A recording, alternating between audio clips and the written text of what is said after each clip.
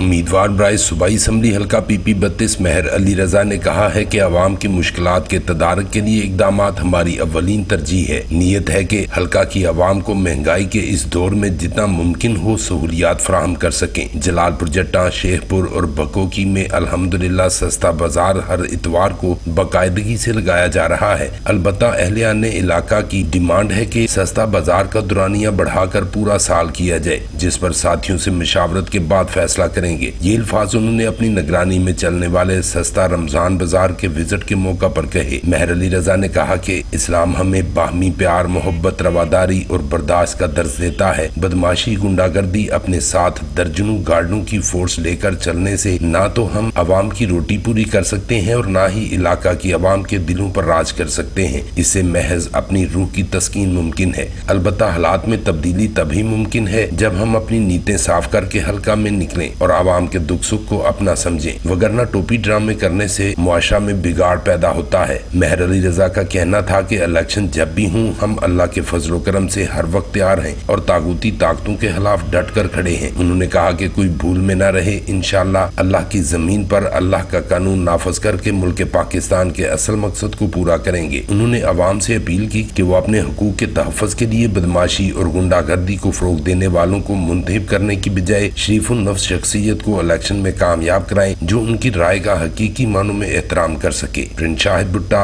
BB1 news, Jalalpur जट्टा।